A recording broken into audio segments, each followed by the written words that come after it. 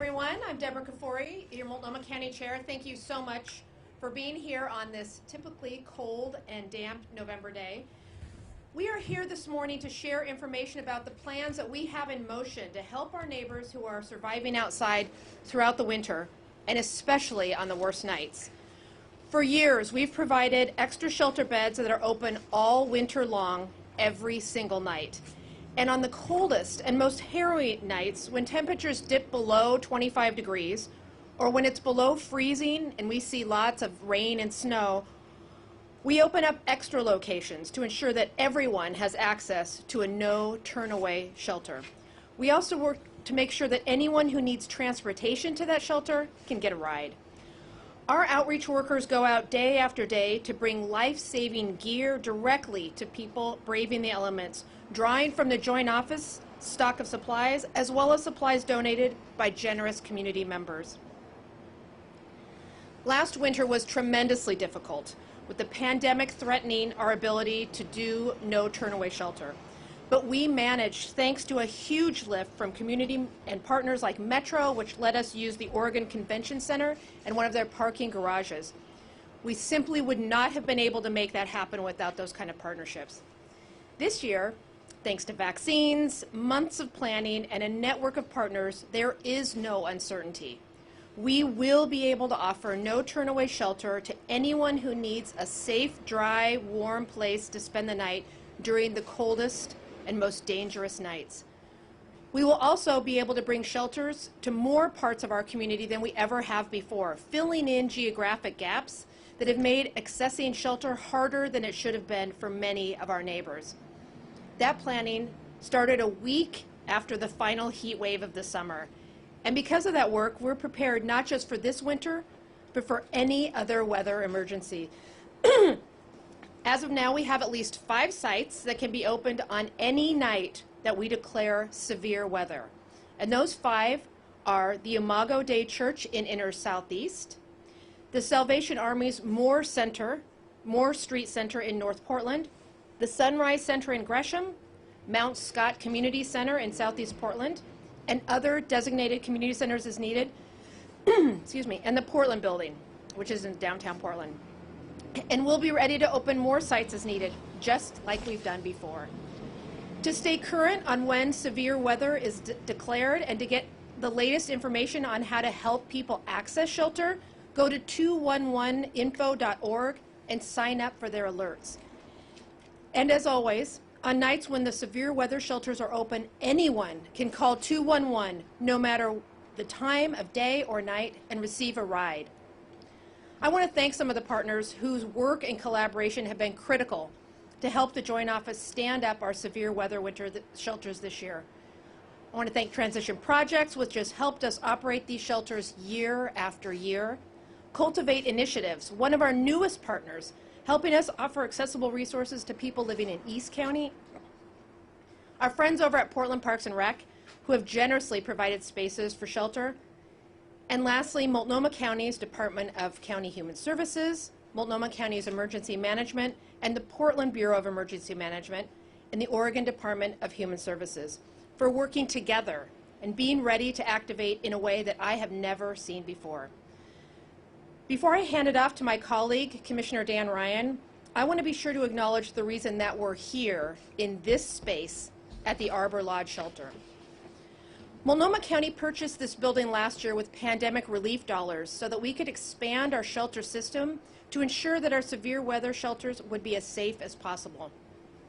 And now this year, with help from the Supportive Housing Services measure and from the state of Oregon, thank you, Speaker Kotek, the Arbor Lodge Shelter will open in just a few hours as a shelter available all winter long, not just severe weather. Our partners at Do Good Multnomah have stepped up to operate it, providing resources and connection and yet another winter shelter under their care. And because we're all pulling together in the same direction, because we all see the need for safety off the street, we'll have room for 2,000 people in shelters across the county on any given night this winter, and room for hundreds more on the worst nights. These shelters offer much needed immediate safety and short-term stability, but they also serve as touch points of connection and services that help our neighbors experiencing homelessness move closer to permanent housing, which is our ultimate goal for anyone who needs a shelter bed.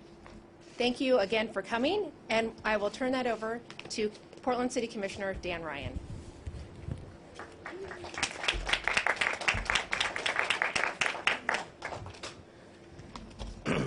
Thank you, Chair Kafori. It's been wonderful spending a lot of time with you lately. And also good morning to everyone that's here. I am so honored to be here today. I'm a proud Arbor Lodge resident. I live just blocks away, and I'm so grateful to say yes in my backyard. I know that Arbor Lodge Shelter will serve vulnerable Portlanders, and I know that our neighborhood will welcome this new permanent addition to our community. I visited severe weather shelter at Arbor Lodge last February. I showed up 4 straight days in a row. Sorry, staff that were here. I probably became a little bit of an annoying person that kept coming by. But I just had such a great opportunity to have conversations with the people that were providing the service, many volunteers, but especially the houseless residents of our city. Most told me they needed stability. They needed a chance to get their feet back on the ground, and that they really were looking for an opportunity to work again. I believe them. These conversations motivate me and my colleagues daily. I was back at this site in June and became part of a cushion and ice caravan from Arbor Lodge to the Convention Center during the extreme and dangerous heat wave. These moments remind me that our city is comprised of people who truly want to help one another in time of need.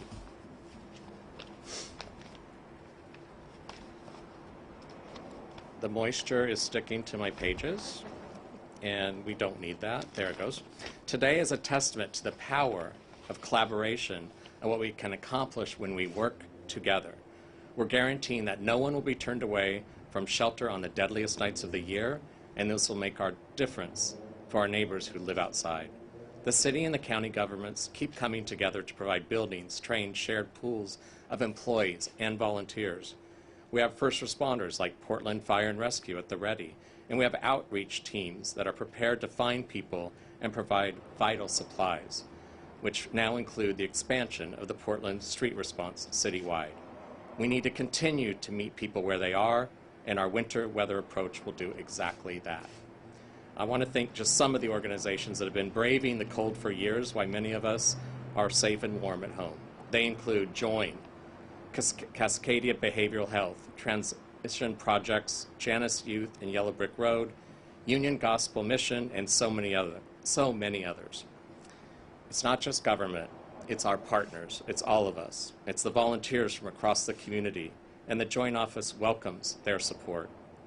During the heat wave, the Downtown Supply Center served as an arsenal for community organizations who amplified our reach. That included dozens of individuals, mutual aid groups. What a lot of Portlanders might not realize is just how many groups come together to work alongside one another to help share these supplies. We are ready to do that again, as the chair mentioned, this winter, delivering hats, boots, sleeping bags, blankets, and other life-saving gear. You can help too. Anyone can donate supplies directly to the nonprofits by going to 211info.org/donations. Please look online for shopping lists, and please don't wait.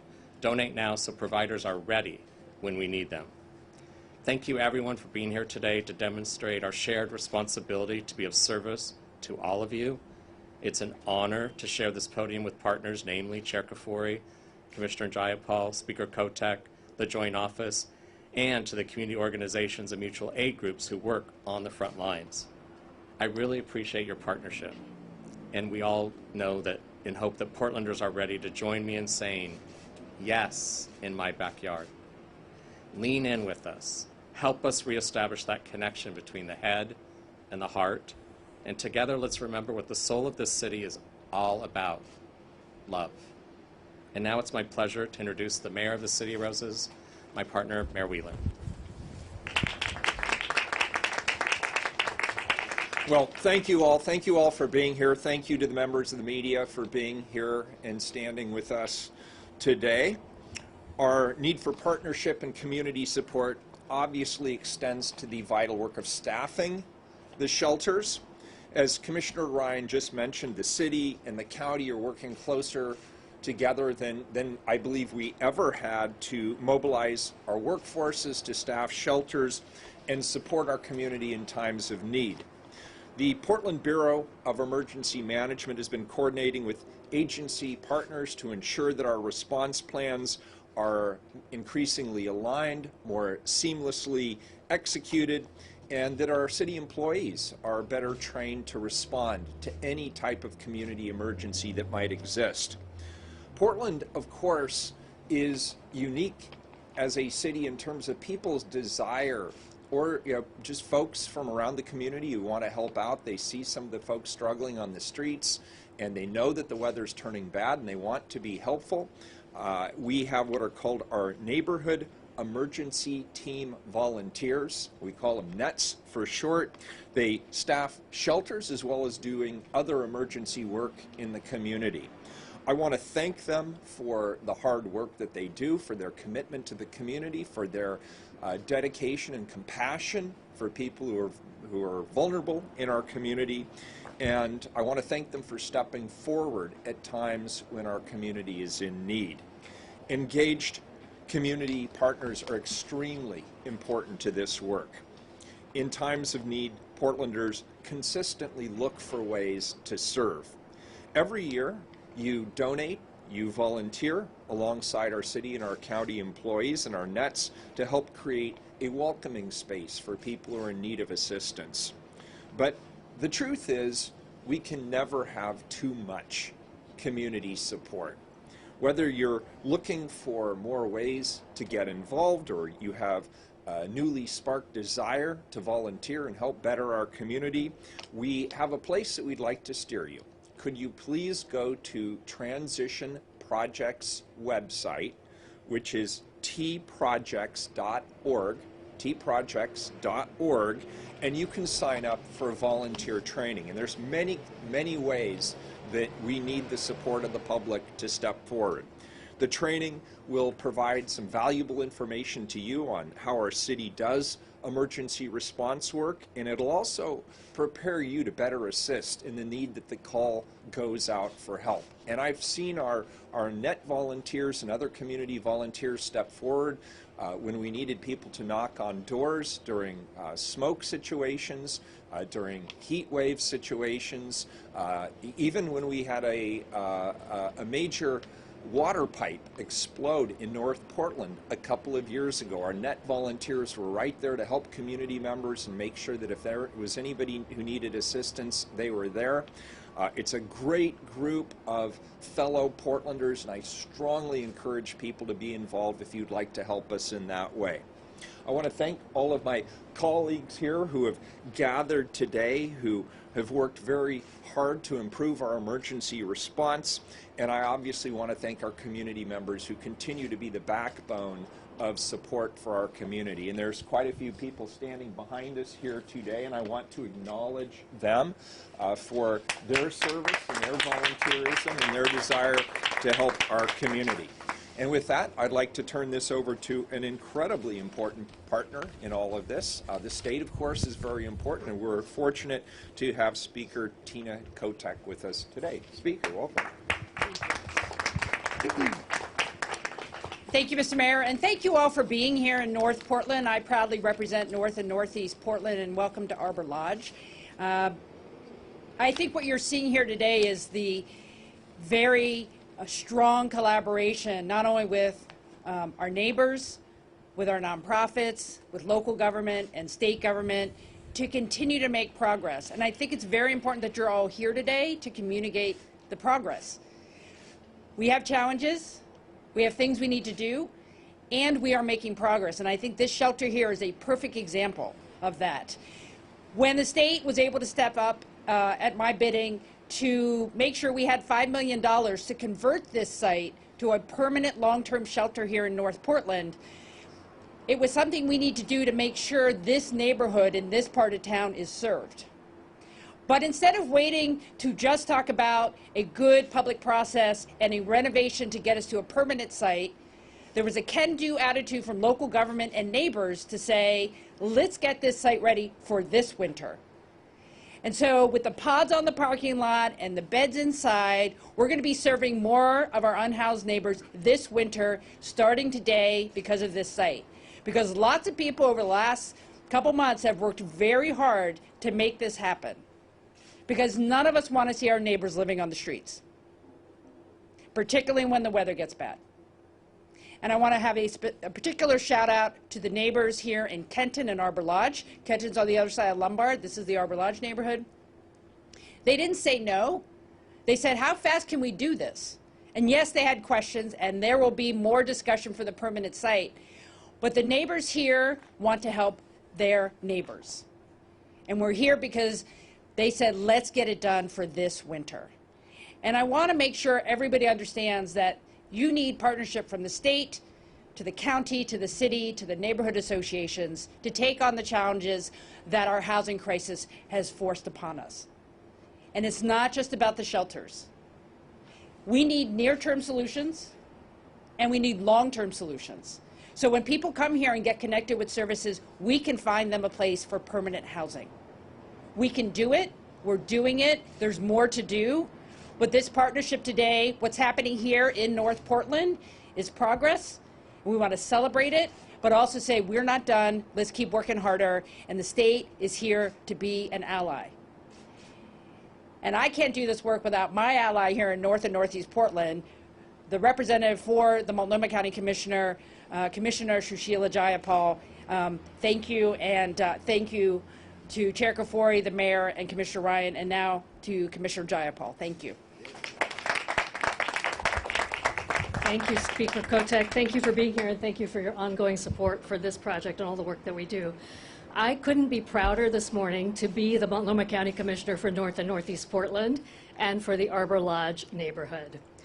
The first time I came to this site was last February during February's snowstorm, when it was used as a severe weather shelter. It was an all-hands-on-deck situation, and I was able to volunteer for an overnight shift. My role was sitting out front and checking people in as they came in from the cold. Feet were swollen, clothes were wet with snow, and people were exhausted. Some folks just came for more blankets and tents and then went back outside. Working alongside city and county staff, I saw much-needed service in a much-needed location and an outpouring of support from the community. The second time I was at this site, I joined a team of volunteers to distribute flyers for the vaccine clinic that we held here, a clinic that served hundreds of folks who came in to get their vaccination. So as others have said before me, the acquisition of this site has already yielded dividends. It has already been a public health lifesaver. And now it'll serve our community in this new capacity as one strand in a set of immediate interventions we are putting in place to protect people experiencing houselessness, all while we also implement longer-term strategies to remove barriers and move them out of houselessness and into housing. We know that there's a significant need for shelter in North Portland. We can see it as we drive by Delta Park, along freeway off-ramps, and in residential neighborhoods. This location will serve hundreds of people from around North and Northeast Portland who will need to get out of the cold this winter. That's why I'm so excited that the Joint Office and County and City are working to add severe weather shelters in parts of the community that haven't been as well served as others. I am especially grateful to the residents of the Arbor Lodge and Kenton neighborhoods for their support. They have opened their arms to a variety of housing options for their neighbors and stepped up to ensure that these new community members are welcomed, that they have access to healthy food and warm clothes. It is illustrative of this neighborhood's welcome that the project manager, Andrea Matthews, someone who's integral to this opening, was the former chair of the Arbor Lodge Neighborhood Association. So this project has truly been a partnership between government and community, as all such projects should be. A huge thanks also to neighborhood leaders Terrence Moses, Tyler Ropp, Maureen Bachman, Ginger Edwards, and so many others for their support, their community outreach, and their ongoing engagement with this shelter. They provide a model for the rest of the city and the county. As others have done, I welcome everyone to consider supporting our shelters with your donation and your time. Multnomah County and the City of Portland are hard at work on the enormous challenge of housing all our residents, and it truly does take the entire village to make that happen. You can find out how to donate or volunteer by calling 211 or looking up the website for transition projects. So to wrap us up, thank you to everyone who has worked so tirelessly on this project. Cheers to this milestone, and I can't wait to be back here for the next one. Thank you. All right. Thanks, everybody. We will take your questions. Just let us know who you want to ask them to, and they'll come up and get to the microphone and get you your answer. Anyone who can answer this question, what is the capacity at this particular shelter?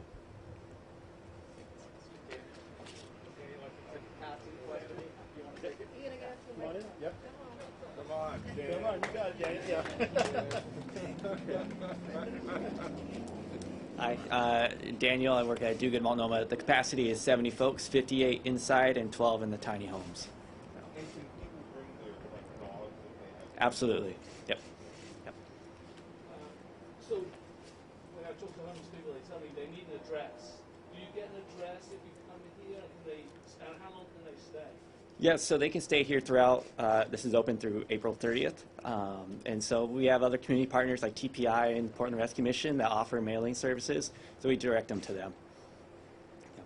And then you guys talk about donations. What kinds of things do you need, and why is it so important that people don't? Sorry. I'm sorry, you're going to have to repeat the question. I couldn't hear it from back there. Yes. When you talk about donations, what kinds of things do you guys need? Is it clothes, coats, food, and why is it so important that people in the community get involved? So I'm Mark Jolin. I'm the director of the Joint Office of Homeless Services. That's a really good question. As we go into the winter months, what people need is the gear to survive the wet and the cold. So think about jackets and hats and gloves and socks, tarps, sleeping bags, those kinds of things. And again, if you go to 211info.org/donations, you'll find the specific requests that our community-based organizations that are doing outreach have made, and that's the easiest way to see that complete list. The involvement, I think you heard it earlier, the community, we absolutely need the community to be fully engaged in this response as we go into the winter. That means we need neighbors watching out for their neighbors. If they see situations that look like someone's in trouble, to make a call on their behalf, to really help folks access the services, understand what's available. So we need just that kind of engagement, but we also need people to step up and help us staff these shelters. So you heard the mayor speaking about getting signed up now through the Transition Project's website, getting trained so that when that severe weather hits, we can call on you and you can come and you can help us keep these shelters open. Our severe weather shelters can only be open if we have enough people to work in them. So there are lots of ways to get involved, and it's really critical that this is, as we go into winter, an all-hands-on-deck response, not just from government and our nonprofit partners, but from all of our community members. Question, you say that there's 75 people that would be served inside and outside total at this site, right? 70. 70? Yeah. Okay. So, just doing a quick little math, it was $5 million. That's more than $60,000 a person. Where does all that money go? It's only going to serve 70 people. So the acquisition cost for this site was $2.8 million. The $5 million figure that you heard was related to the long-term redevelopment of the site. This is not just an investment in this winter. This is an investment over the years to come in ensuring that we have shelter capacity for people in this area. So yes, we're making investment today to get this shelter open in the short term, but the investments are really going to benefit us over many years to come, because we'll have people sheltered here now, and as we move forward, additional people can be sheltered here as they seek out housing. So the cost is really distributed over many years, not a one-time expense. Is there some number as to how many could ideally be housed at this site? So right now, as we're in the design phase for the permanent site, but we're expecting to be able to serve up to 120 people per night in this location once it's fully built out. How are you guys going to get people here? You guys have transportation to get people off the streets and over here. So because this, the focus here is on serving people who are experiencing unsheltered homelessness in the area, the starting point has been to work with our outreach teams, and that's already been happening to engage folks who are right now camping and letting them know about this resource and then helping them get here. So there are any number of ways that can happen through public transportation or vehicle transit, but the idea is to get folks who are in this area knowledgeable about what this is, inviting them in to take a look at it, encourage them to stay here. So that's the first approach is through our outreach teams. And one other thing I just wanted to say is that while that is for this shelter, during the coldest nights of the year when it's a severe weather status, we have a partnership with TriMet, and they will offer free service to anyone who needs to get to one of our severe weather shelters. And that's when the city and the county have declared a state of emergency for the weather events. That was something that we worked out with TriMet during the last deadly heat waves, and they've promised to do it this winter when we declare it a severe weather. And during severe weather, we also offer cab transport through 211 to people who need to get access to shelter. Those 70 people, they could come in and move in when? Tomorrow? When are you open? So my understanding is that the first 20 people are coming tonight, and then we'll go to full capacity over the coming weeks. And they can stay as long as they want? Yes. So what happens if it's full when the snow starts falling? So that is why we have the additional expansion of shelter when we have severe weather. So this site will be open and available for all of the nights going forward. When we have the snow start to fall, then we open up additional sites. As the chair mentioned, there are 5 already identified, more to come, and that is where our no turn away commitment comes. So if someone comes here and it's full, then we will work to get them to another place that has capacity for them. Any other questions? Is Andre Matthews around? Andrea? Andrea, Yes. sorry. I just wondered, everybody else tells us how the community is welcome, but you're in the community, you were on the show.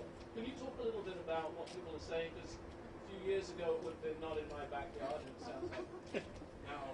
Yeah. You don't have to. Take your mask off. You can take your mask off. Okay. Oh, right. Okay. Yeah, it's been pretty amazing. Actually, people are like, want to help their neighbors that are outside, and so I mean there are questions like people really want to be involved. What I've really heard is, why aren't you involving us more? Why aren't you asking us for donations? We want to help, we want to be there, we want to be on site with y'all and make this thing work and come together. So it's really touching, actually. Back in the old days, people were worried about crime and things like that. I think people still are worried about that. They're definitely concerned about it, you know. But I talk to every neighbor, every single person that circles this whole place, and they all are like, oh, really? That's great. It was really surprising. I didn't expect that. So, yeah, it's been better than I thought it would be.